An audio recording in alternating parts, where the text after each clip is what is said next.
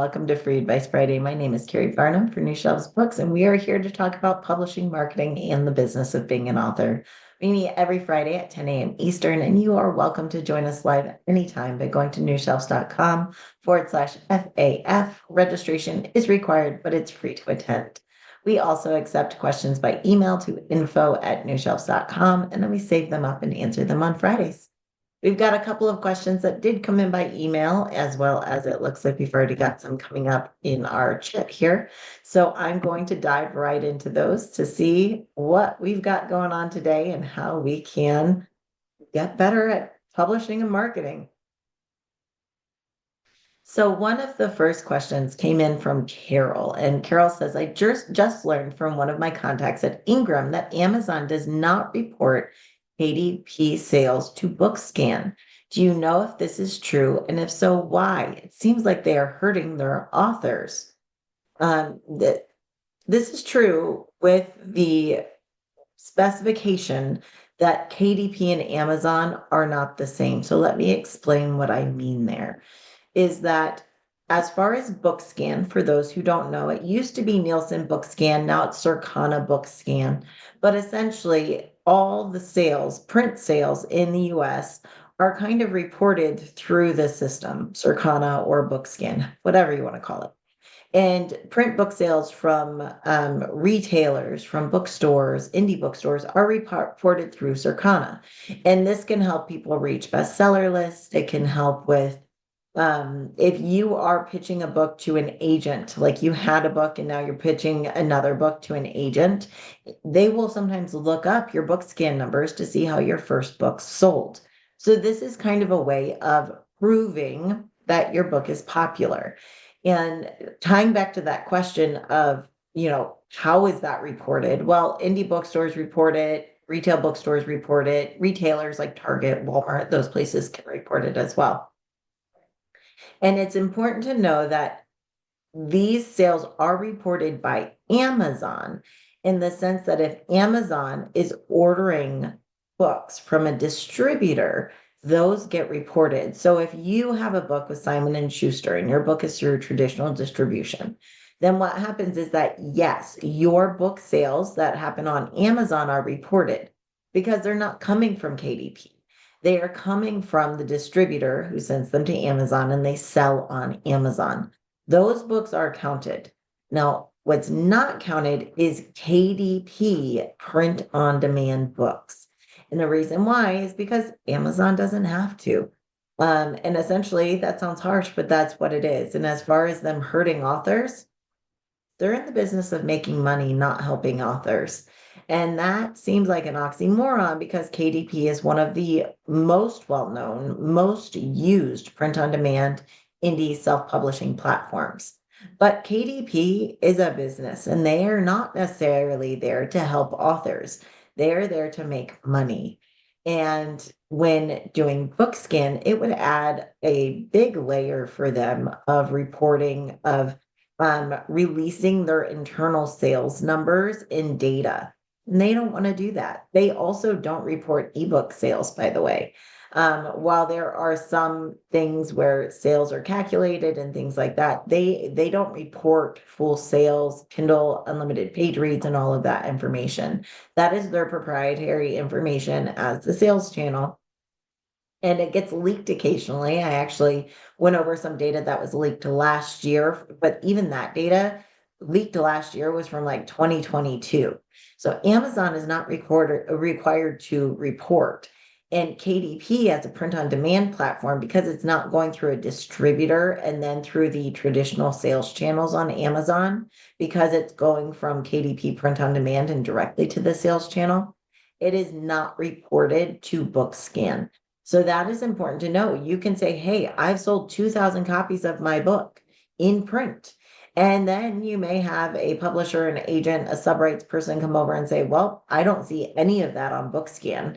Can you give me your reports? The reason why they're asking that is because it's not reported, but you can verify your sales to them through pooling KDP reports. So that is indeed true. And they don't because they don't have to, because it would actually give away more of their information. And because it's more work from them, to be honest. And so it stinks. It is unfortunate, especially for people trying to make things like USA Today, you can make with ebook, but New York Times, especially, this is why I tell people who want to make the New York Times bestseller list.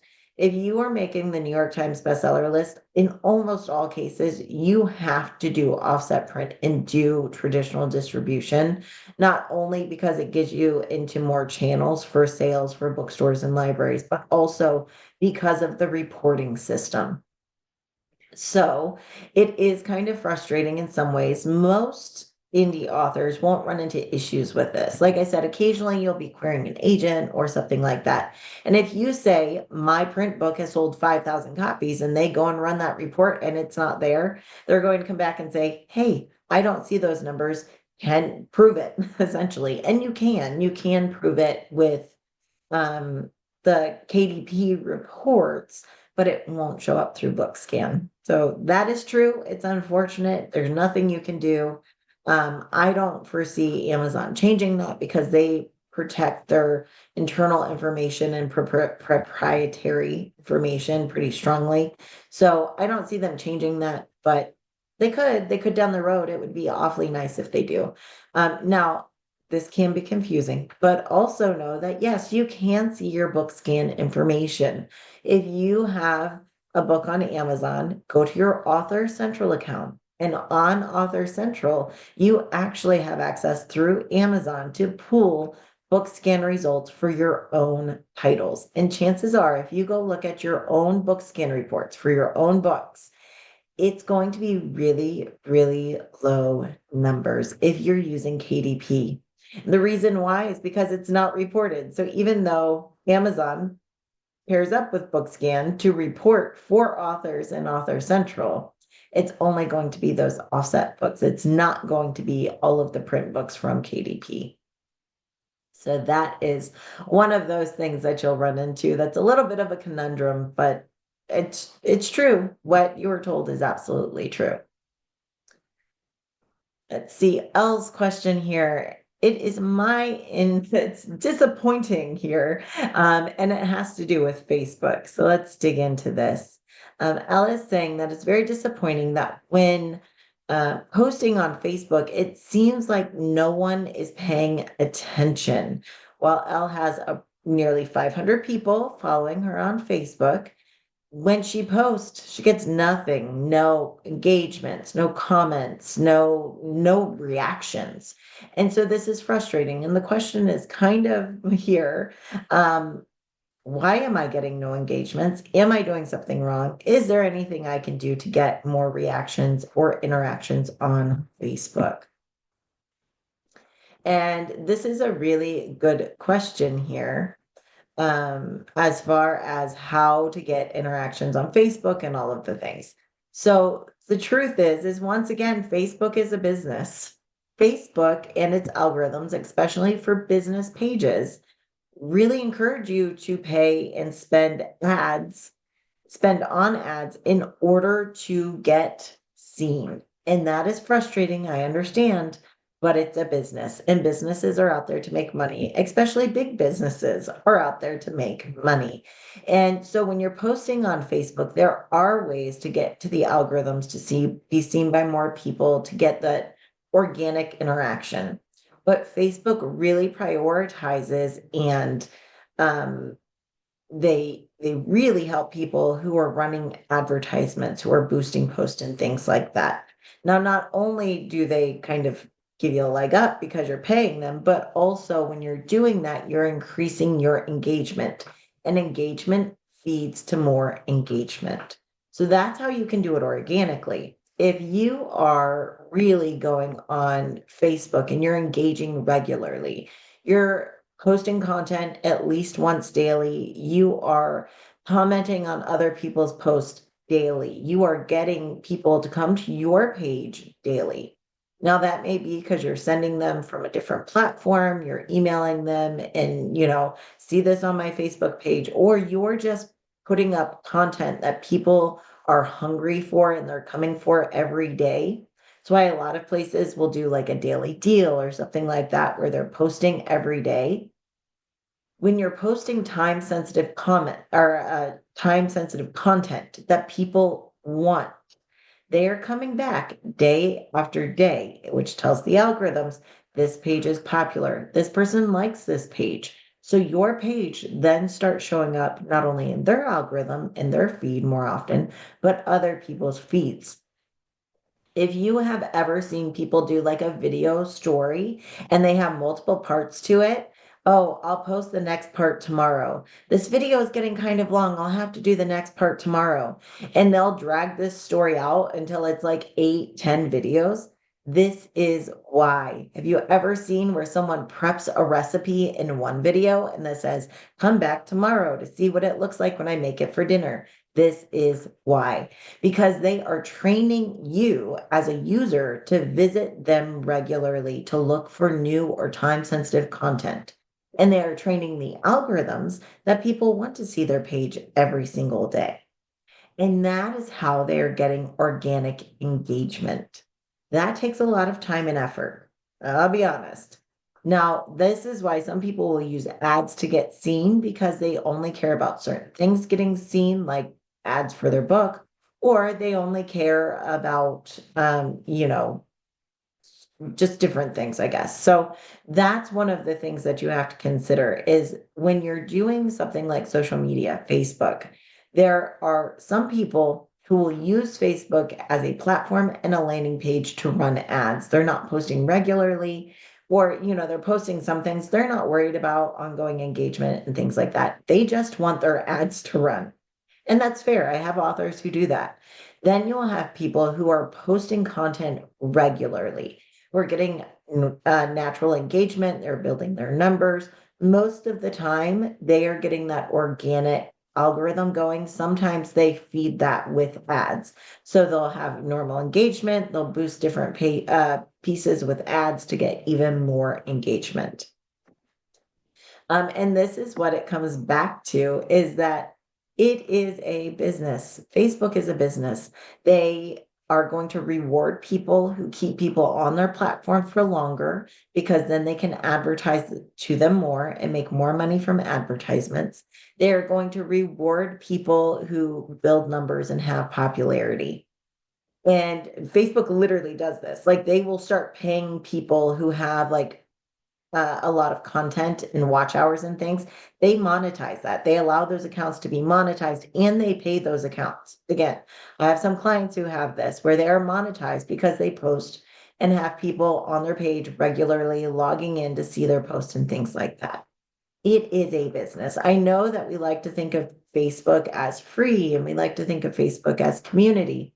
And it is those things to a point.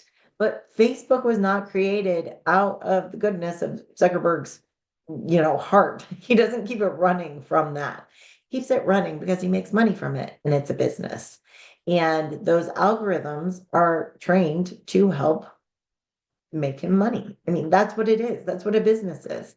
So it's frustrating, but that is definitely true at that. Um, and so that is how that works. And yes, it's frustrating. I'm seeing this. This is a nightmare. Don't add links to Facebook. Yeah. So there are some things you can do to help engagement on your post.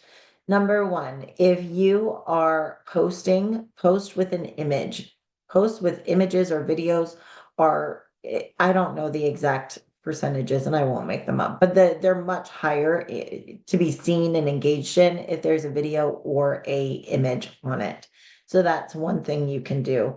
There is, unless you're running an ad, not posting a link in your, or unless you're specifically talking about a news article, I will also say, but not posting a link in your original post is helpful because when you're posting links, Facebook is like, oh, you're trying to take people off of our platform. We're going to just push that down. So it's much better to make a post and say comment or link in comments and then put your link in the comments. So that's another thing you can do. They do have these tags now where you can tag at followers, at everyone. And some people do this a lot. It annoys the bleepy bleep out of me. I personally do not like when someone tags me in everything. I have Look, I'm gonna pull up my phone. I won't make up numbers. I'll give you real numbers. I currently have on my phone, so these are just the people that I work with super regularly. Um, I am connected to 28 business pages on Facebook alone right now. This is not all the ones I work with. These are just the ones I get notifications for. That does not include my personal page. And believe you me, when people start tagging at everyone at followers with every post, I mute those people. If I don't unfollow them, I mute them because I'm annoyed. I get enough notifications. If I wanted to engage with your content, I would. Now, caveat to that, if they're using it occasionally, okay, if it's a big announcement, if it is something that is like something generally people want to see, something like that, okay, I'm there for that. But for people who are using it for every post, it annoys me so much. And I know there are others who feel the same. So while it will get your post seen more, it will probably get you more unfollows. So use it judiciously, in my opinion. Because otherwise you're going to absolutely be annoyed with people, or people will be annoyed with you. Maybe a little bit of both. So that is one of the things as far as that goes. And then for more engagement, you can also ask questions, ask for opinions, post things people want to see. This is why I have the 80-20 rule on social media. Don't post about your book all the time. For post, 80% should be entertaining, interesting, helpful, fun.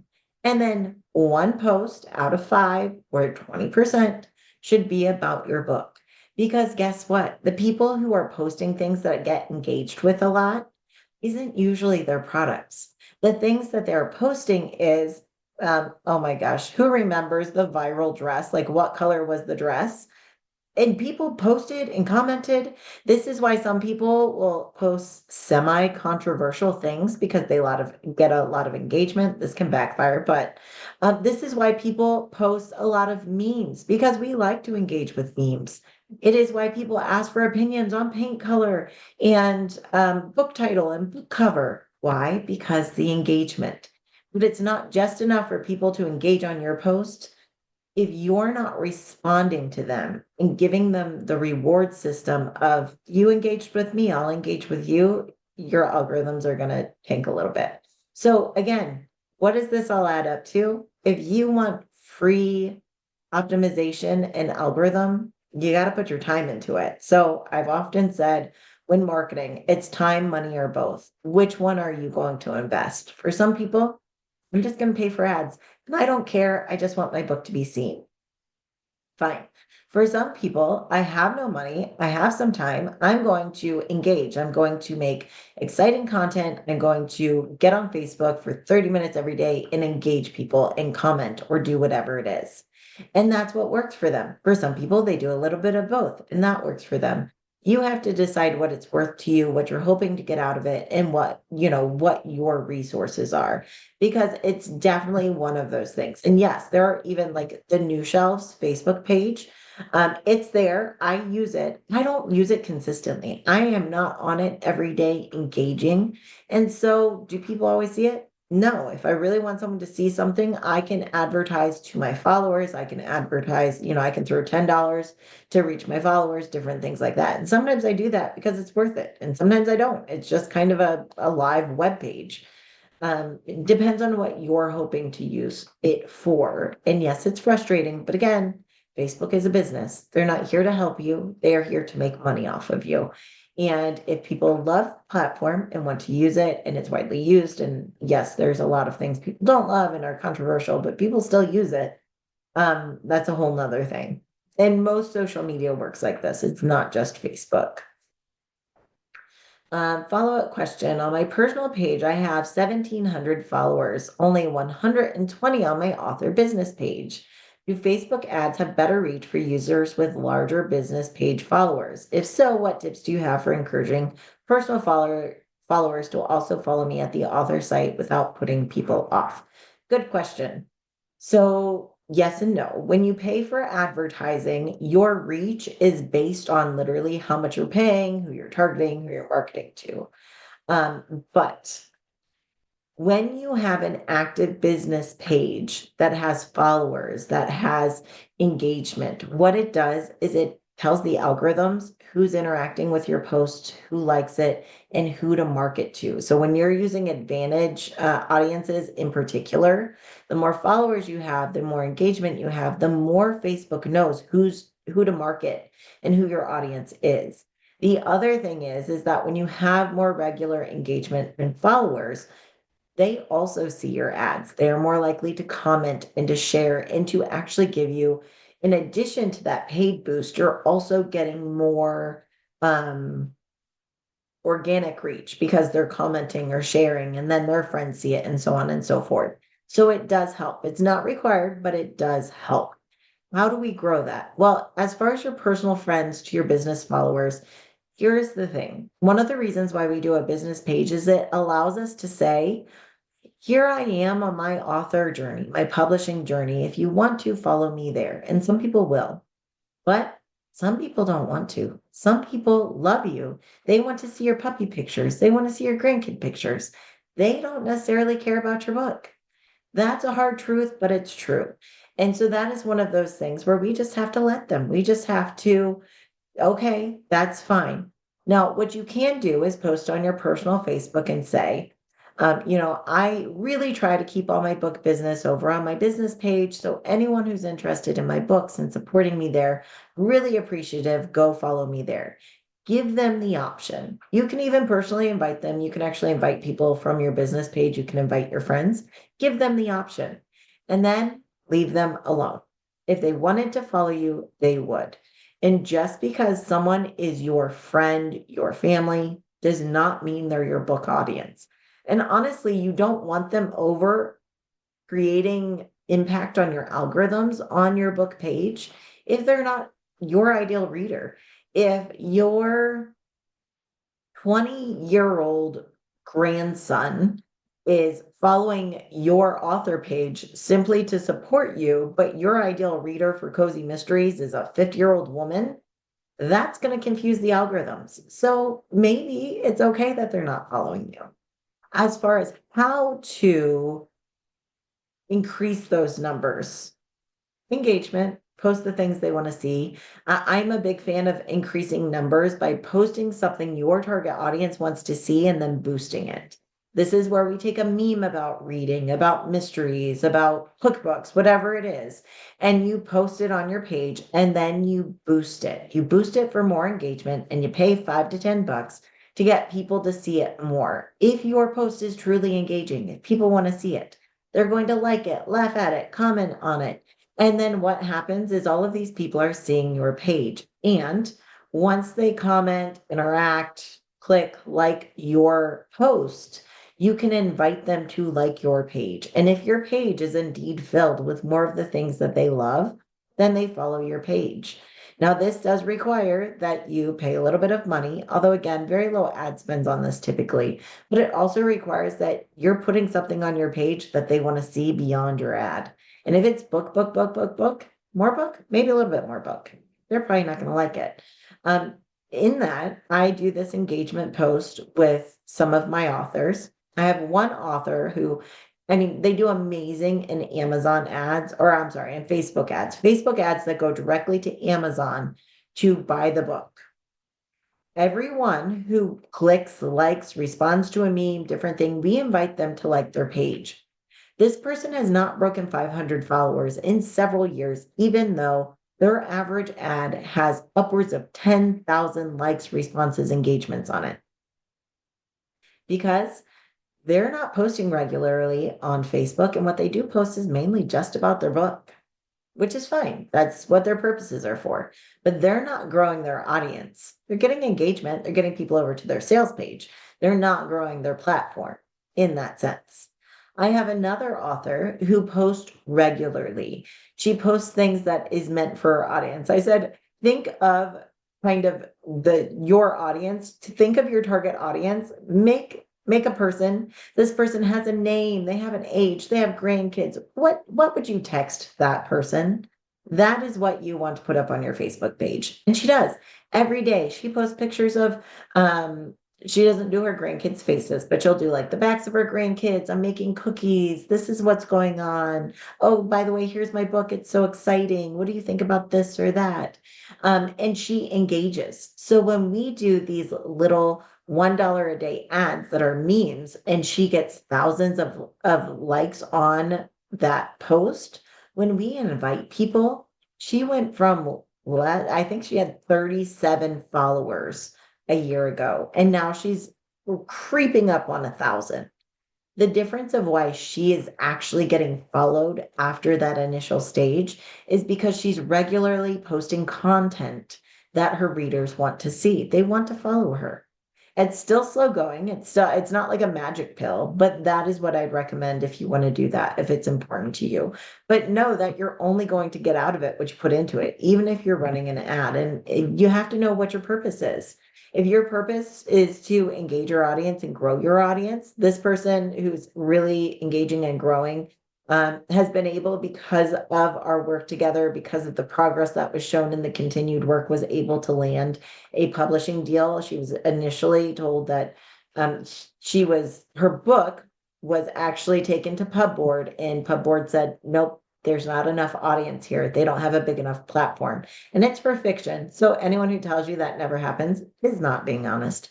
And they were told no. And so we came up with an aggressive plan to grow, to engage. We did that. And then we said, look, this is what we've done in this amount of time, and we plan to continue, and our projected numbers are here. Not the same publisher, but it went to a different publisher, and Pubboard had the same concerns about platform, but we were able to show the growth and the plan, and she did get that publishing deal. So it definitely plays into your goals and why you're doing things. Let's, yeah, I will answer that in just one second. Another thing that's questioning and coming up is, just because it's going on right now, is that TikTok ban in the US. And yes, TikTok, it does look like TikTok is going to be banned in the US. It looks like it's going through. And what will that look like? How will that affect book sales and creators? Because BookTok and TikTok have been so instrumental in book sales in the last couple of years. We don't know what that'll look like, but I can tell you, most of the creators I know, the Bookstagrammers, the people who've been doing really well on TikTok, have known this was coming, and they have planned for it. They have, started moving their content and replicating their content over on Instagram, on Facebook, and growing their followers there. I think we'll just see those platforms get larger. As far as how the TikTok ban is going to be enforced, that's still really up in the air, to my understanding. And I'm not a lawyer. I know this much, so I'm going to share this much. Is just the fact that you can't upload a new app. You cannot start a new user account. You cannot update. So people who already have the app on their phones, to my understanding at this time, will still be able to post, although how that will actually be enforced later down the road, I don't know. How hard will people fight for it? Again, I don't know. If the fines are steep enough, if the things that go into it are bad enough, people will leave TikTok. People will stop posting. So just know that may be coming. I think most people who've had a lot of success on TikTok, again, have already grown Facebook and Instagram, hopefully, and it will change the market. But TikTok changed the market when it came online, and that things will vacuum and take its place, and things will change and shift. Doesn't mean readers are going anywhere necessarily. It just means that where readers are is going to shift a little bit. So as we know more, I'll let you know more, but there's been so much in the news about it, and just things flip-flopping nonstop. So I won't try to be the know-all on this one, but it is on my radar. And I think anyone, hopefully, who was panicked a long time ago, and went into planning stages. So we'll see how that goes in the future, though. Let's see. Kevin's saying the news is reporting that Trump is likely to delay that ban for 60 to 90 days in an effort to resolve the situation. Yeah, who knows? Who knows? Um, like I said, I'm no expert on that one, so I won't get into it or the politics of it. I see the reasons for why it would be banned. Having friends who are in the security sector and different things like that. Um, I do see some of the reasons, so we'll see what happens with that though. In the future, we'll keep you updated.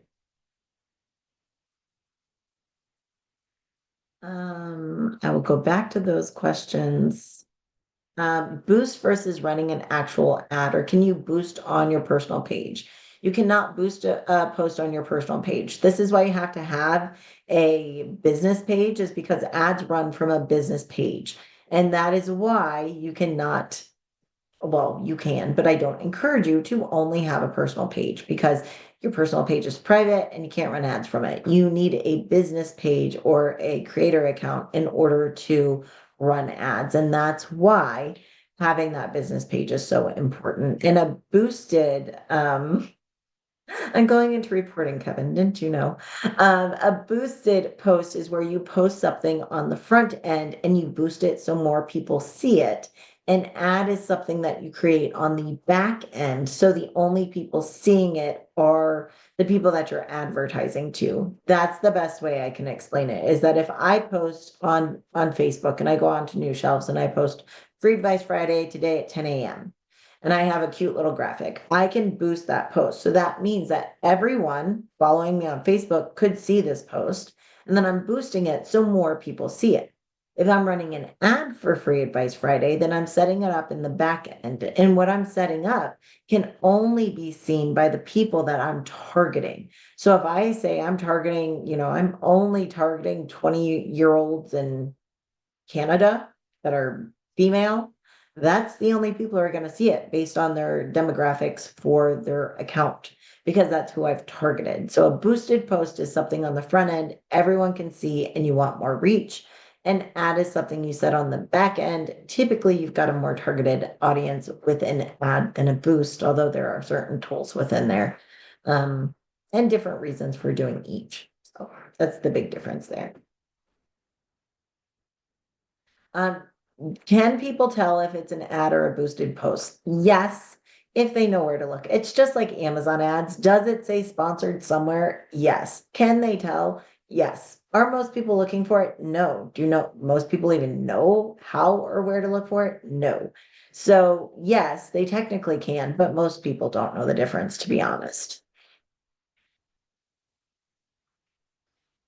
All right, you bet. Now, going back, there were some excuse me. There were some questions here about BookScan, which we talked about in the beginning. So Circana BookScan, yes, if you want a BookScan account, you do have to pay for it. Most of the people who are paying for it are going to be publishers. A lot of literary agencies will pay for it for their team and different things like that. It is not inexpensive. It's several thousand per year last time I checked.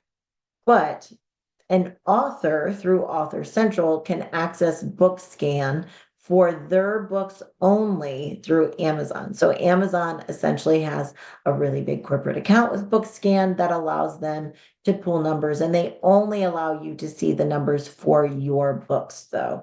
So that's a service. This is why, again, I love Author Central. This is truly free. And it's a tool that you should be able to use. So BookScan is available to authors through Author Central.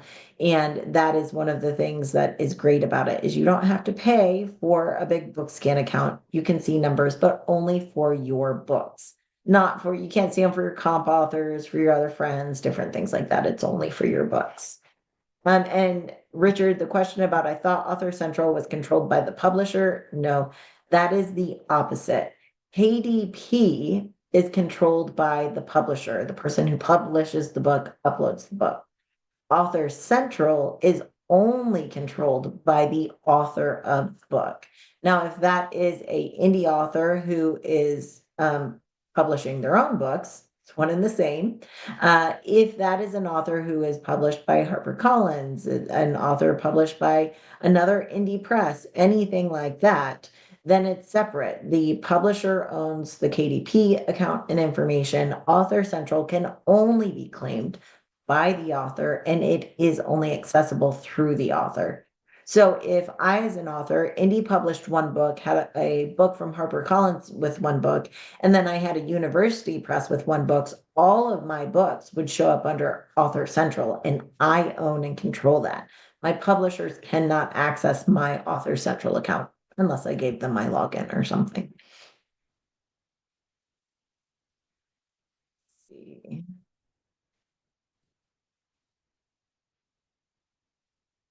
So book scan reports are available through Author Central, but not for ebooks or KDP titles. Correct. Kevin, you nailed it. Book scan is for print books.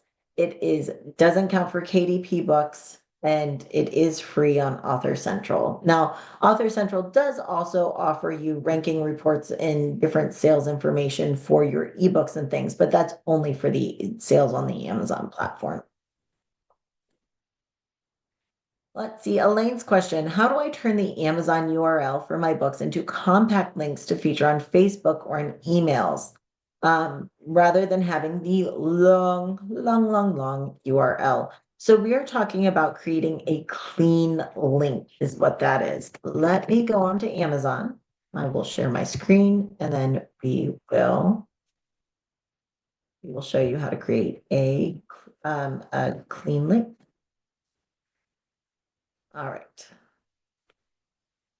Here we go. All right. I am on Amazon. There we go. It looks like it's sharing. So if I am to look for my book, I could say the Road to Revolution. And I want to look at this book. So I search the book, I click here, I find the book. So can I then click on this and take this really long link? I sure can. I'm not exaggerating the really long part. Do you see how long this is? Yes. That's because all of this information is search code. You can see the plus row to plus blah, blah, blah. That's because it's a search. This is search code, and we don't need any of this on a book.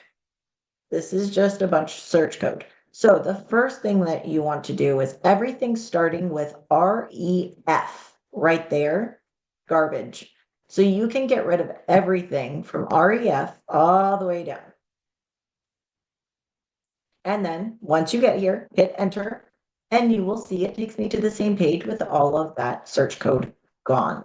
So this is a clean link. This is what you want to use when sharing your book in ads. You really do not, unless you're using a Amazon attribution link, you do not want to advertise with a long link that has a bunch of search code in it. It will hurt your ads. It will confuse the Amazon algorithms. There's a lot of reasons not to use that. So let's not do that. But the other thing that you can do here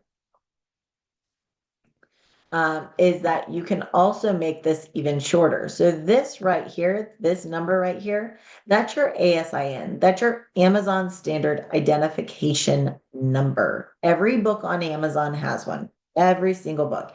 Every product on Amazon has an ASIN because that is how Amazon keeps track of all their products.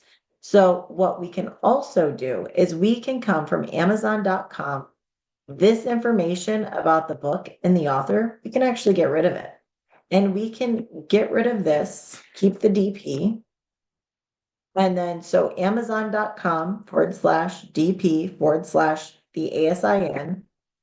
And we will go to the same exact page. So just like that, I was able to create a link that was super long to a link that was very short and manageable. And you can see if I open a new tab, and I put this in here, I'm going to the same page. So ideally, your shortest link is going to be here. And yes, some people are saying you can use a link shortener like Bitly or different things like that. And you can. I personally like to use the shortest form of the Amazon link I can because Amazon has trust. It's got social credibility and trust. A lot of people are hesitant to click on shortened links with like Bitly and things like that because it could go anywhere. But when I'm sending someone to Amazon.com, there's trust from the Amazon site. And so people are more likely, in my experience and opinion, to actually click on those links. So that's what I do. That's what I would recommend. Yes, yes, yes. Yes. So I mean, you can use all sorts of things for shortening links. There's some free, some paid, but personally, I like for my books anyway, my books, my authors, I like to have that shortened link there. See.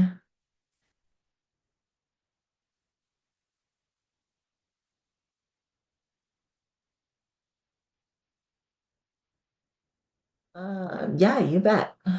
Question about how long it's taking to secure a Library of Congress number. Um, so for a while it was backed up for like months and months and months. Now Library of Congress numbers, I'm seeing them come through quicker, although usually after the holidays, anything like that, there's a backup. So I'd expect somewhere between a month and 3 months. Just a guess. I haven't done one. I haven't done one right now, but that's what I would guess. All right. I think I had another emailed question here. Did I have an email question? Oh, I answered Elle's question. The other thing was not a question, but an experience. Well, I guess it was a question and we did come into it, but what happens when you have a BookBub or a ebook discount of some sort and you get that dreaded email saying your book was not discounted, so it's not going to run, which can be a punch in the gut. It is unfortunate, but what can you do? What should you do?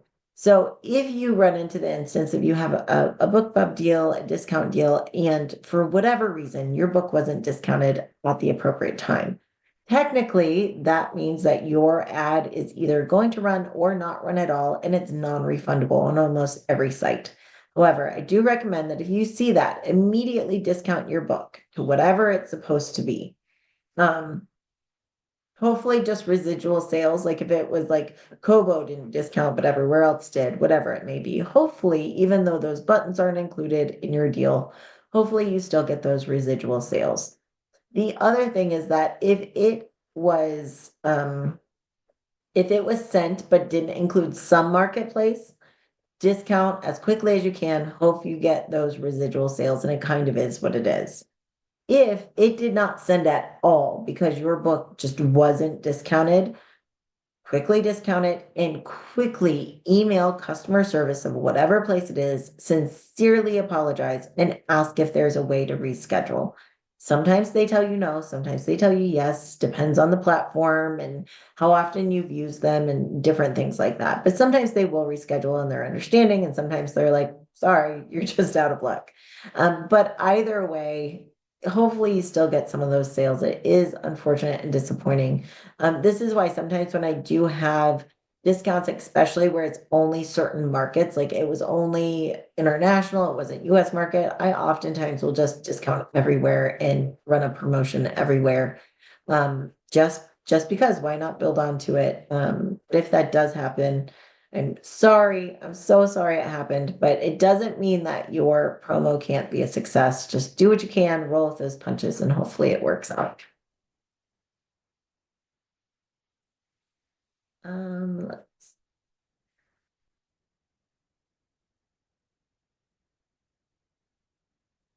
Yep, true, true, true. Let's see. I just noted on Amazon a book with multiple images of cover and interior. Clicked on it, opened a new page with over a dozen images of the book's interior. It appears to be images posted by the publisher.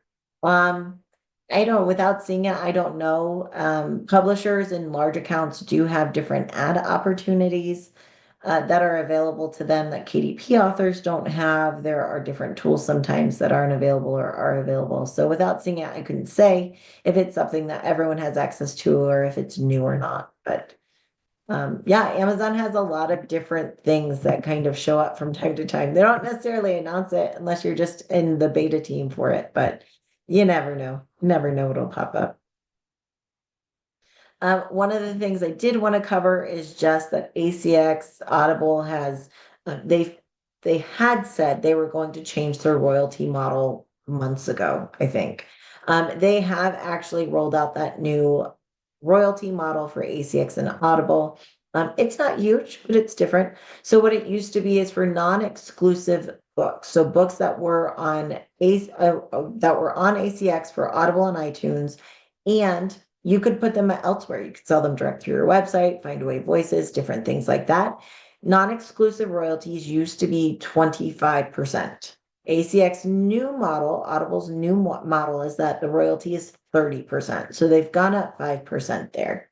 Now, exclusive royalties, this meaning that the book is only available through Audible, ACX for Audible and iTunes. So it's exclusive to Amazon. This is a lot like Kindle Unlimited. The royalties for that exclusive model used to be 35%, but they have now updated to where it is 50% royalties. So they are increasing their royalties by a little bit. So you will notice that they have made their non-exclusive increase half of what the exclusive increase is. So ACX Audible continues to push for exclusive rights to books. Honestly, you call it a monopoly if you want, but it's business, and it's smart business in the sense that they are encouraging people, they are incentivizing people to give them exclusive rights to their audiobooks, just like they've done with their ebooks. Now, it'll be very interesting to see how this plays out over time, because as we've seen with ebooks, guys, my very first ebook reader was a Nook. I got all my ebooks from Barnes and Noble. A lot of people read on iBooks and Kobo, and then Amazon with Kindle Unlimited kind of took over. And now Kindle Unlimited and Amazon accounts for, depending on the marketplace, between 87 and 91% of the ebook market. And that shifts depending on if we're in US, UK, or Canada, 87 to 91%. And the others have a very small percentage of sales. Now, for audiobooks, we haven't had that quite as much. Audiobook sales have been more broad thus far, but as Amazon is doing what they did with Kindle and what they did with ebooks, is they started to have their subscription service of Kindle Unlimited, where authors were getting more of the pot. They were getting, benefits and things from being exclusive with Amazon. I'm seeing that really kind of shift in audiobooks, where they're focusing more on, if you're exclusive with ACX and Audible, you get higher royalties, 50% compared to 30%. It's a 20% difference. They are doing a grab for those exclusive rights to try to draw the content exclusively to Audible, so they can draw the reader or listener exclusively to Audible. And I think it's very interesting that this comes on the heels of news about how Spotify has actually been starting to make gains on earning publishers and authors royalties and different things like that. So we'll see how it shakes out. But Audible did increase their royalties, both for non-exclusive to 30%, exclusive to 50%. And we'll see how it kind of goes over time. But I mean, honestly, it's a business thing. Again, I think that's kind of like our theme today, is that the platforms we use are, yes, there are tools, but they are businesses, and they're there to earn money off of us and off of our consumers. And that's what Audible's doing, is that they're really just continuing to work to be the exclusive right holders of as much content as possible, so they can be the exclusive seller to as many people as possible. And they're incentivizing people to do that. So we will see how that goes over time. Yeah, and so I listen to a lot of audiobooks and hate when an audiobook is available only on Audible. People who read through libraries are shut out. That is correct. That's one of the things that isn't talked about enough. When your book is exclusive with Amazon, either through Kindle Unlimited or Audible, libraries don't have access to it. They do not have a program that benefits or allows libraries to use it. So for a lot of people who are using Kindle Unlimited for their ebooks, we say, okay, but the print books are still available and can go to libraries. But if your audio and your ebook are both exclusive through Amazon, only print book is available through libraries, which is wonderful. But as the libraries see their digital market expand more and more and more, they are definitely going to be shut out if they can't get the ebook or the audiobook. So not only is that a missed opportunity for authors and publishers, in my opinion, it also means that for many people, it's important to us that libraries have access to our books, that people who maybe can't afford it, who are underprivileged or different things, no matter what it may be, that they can access our assets at libraries. And if we shut them out of the digital market, we're really hurting libraries and we're hurting the people who rely on libraries for entertainment, knowledge, and other things like that. So that is one of the things to really consider. Absolutely. Ella is saying she works at a library and our numbers for digital items have been skyrocketing. So true. I read something recently saying something like the digital market for items in libraries has grown by 37% over the last couple of years. And you know what that means is as the market increase in demand, then they have to buy more things to offer on digital, or people are asking for them, and so they're going to look for them. So that is an important aspect, and it's something to think about when making your decisions. And yes, if your book is distributed through Findaway Voices, it does mean your book is then put into the Overdrive system as well as Bibliotheca and some other library systems. They actually have a whole section for libraries and library partners.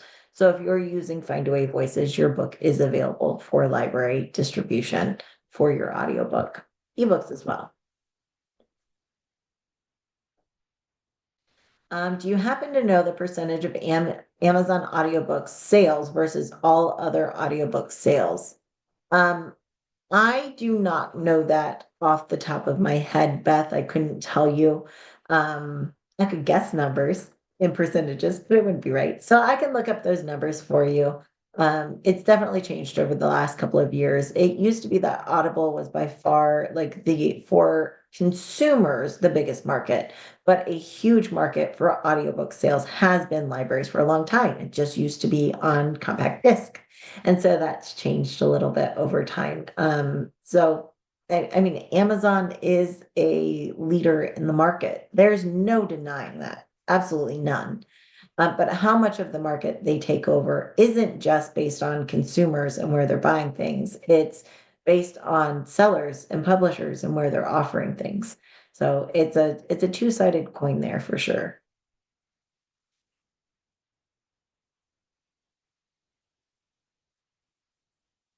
So Carol's saying last report that they saw was around 65% coming from Audible, which is very possible. Keeping in mind, Audible has free streaming for people who have a account with Audible who have a subscription. They get free streaming for some books. Most of them are on a subscription and they have that. And Audible was one of the first to have a subscription model for audiobooks. And then, of course, it's tied to Amazon. And there's a lot of people on Amazon every day looking for books and things. So, all right, you guys, I think that's all we've got time for today. Thank you for being here. We will be here next week, same time, same place, 10 a.m. Eastern. If you have questions, you can always email them into info@newshelves.com and we'll try to get those, or you can join us live. So thanks for being here. Have a great weekend, and we'll see you next week. Bye, everybody.